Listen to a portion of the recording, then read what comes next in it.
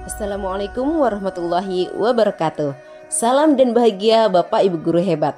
Perkenalkan, saya Alfi Nurlaya Az-Zahra, calon guru penggerak Angkatan 9 berasal dari SD Negeri 1 Bungku, Kabupaten Morowali, Provinsi Sulawesi Tengah.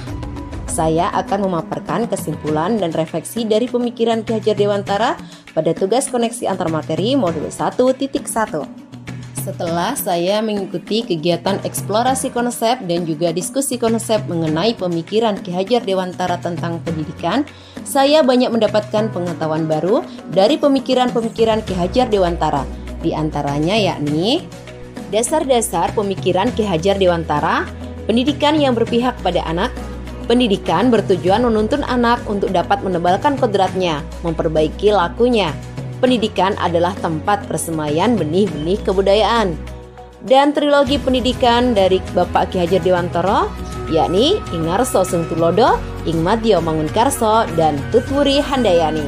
Sebelum saya mempelajari modul 1.1 pada pendidikan guru penggerak ini, anggapan saya terhadap murid dan proses pembelajaran di kelas tergambar sebagai berikut. Saya mengajar masih menggunakan cara mengajar pada zaman pendidikan kolonial, yaitu pembelajaran yang saya terapkan kaku, sangat membatasi kebebasan murid dalam berbicara atau memilih metode belajar yang mereka sukai. Berpusat pada guru, sayalah yang berhak mengatur dan menentukan cara belajar murid, dan pembelajaran saya tidak berpihak pada murid. Semua siswa harus tuntas, jika tidak maka dianggap gagal. Hal ini dikarenakan karena kita juga dituntut oleh atasan agar semua mencapai KKM yang telah ditentukan. Sehingga ketika banyak yang tidak mencapai KKM, saya pun merasa frustasi dan akan marah pada siswa karena saya anggap tidak sungguh-sungguh dalam belajar. Semua murid dapat mengikuti cara belajar yang dilakukan guru. Saya menganggap semua murid adalah sama. Menurut saya, tempat pembelajaran paling baik adalah di dalam kelas, karena murid mudah untuk dikendalikan di dalam ruangan. Murid merupakan objek pembelajaran dan guru adalah pusat pembelajaran.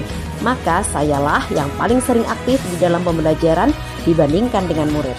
Namun, setelah mempelajari modul 1.1 tentang pemikiran-pemikiran Ki Hajar Dewantara mengenai filosofis pendidikan, saya sadar bahwa yang telah saya lakukan selama ini adalah salah. Dan akhirnya pemahaman saya pun berubah. Ternyata guru harus memahami karakteristik dan potensi masing-masing murid dan memberikan kesempatan kepada semua murid untuk tumbuh sesuai dengan kodratnya. Guru harus bisa menjadi penuntun atau pamong bagi murid dalam proses belajar murid. Murid harus dalam keadaan bahagia di kelas dan di sekolah. Maka proses pembelajaran harus disesuaikan dengan kodrat alam dan kodrat zaman murid. Murid sebagai subjek pembelajaran dapat menentukan gaya belajarnya dan membangun pengetahuannya sendiri. Belajar dari kesalahan dan pengetahuan baru yang telah saya peroleh dalam modul 1.1 ini, maka saya harus segera berbenah. Agar kelas saya menjadi lebih baik, ada beberapa hal yang akan saya lakukan. Di antaranya adalah 1. Merancang pembelajaran yang interaktif dan menyenangkan, menerapkan merdeka belajar dan mengaitkan dengan penguatan profil pelajar Pancasila. Kedua, menerapkan pembelajaran abad 21, yaitu berpikir kritis, kreatif, komunikatif, dan kolaboratif.